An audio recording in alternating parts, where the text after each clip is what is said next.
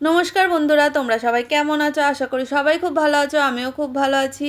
আজ 1 জানুয়ারি, আজকের দিনটা সবাই খুব আনন্দ হইচই হুল্লোড় করে কাটাচ্ছ। তার সাথে খাওয়া দাওয়াও আমরাও খুব আনন্দ করছি, আর তার সঙ্গে খাওয়া দাওয়াও। আজ দুপুরে আমাদের বাড়িতে কি রান্না হচ্ছে সেটাই তোমাদের সাথে শেয়ার করব। তো রাইস আমাদের বানানো হয়েই গিয়েছে, দেখতেই পেলে। আর এই দিকে দেখো, চিলি চিকেনের জন্য চিকেন ম্যারিনেট করা আছে। আর কড়াইতে তেল গরম করে একে একে পকোড়াগুলো ভেজে নেব। পকোড়া ভাজা হলেই তারপর গ্রেভি বানালেই চিলি চিকেন আমাদের রেডি। তোমরা কারা কারা চিলি চিকেন খেতে পছন্দ করো অবশ্যই জানিও। তো দেখো, পকোড়াগুলো লাল লাল করে ভাজা হয়ে গিয়েছে। তারপরে দেখো, চিলি চিকেনের গ্রেভির জন্য যা যা লাগে সব দিয়ে ভালো করে নাড়াচাড়া করে মশলাটাকে ভালো করে যখন তেল ছেড়ে আসবে, তখন এর মধ্যে আমি একটু কাশ্মীরি লঙ্কা কালারের জন্য দিয়ে দেব, আর পেঁয়াজ পাতা দেব, দিয়ে আর পরিমাণ মতো গ্রেভির জল দিয়ে দেব।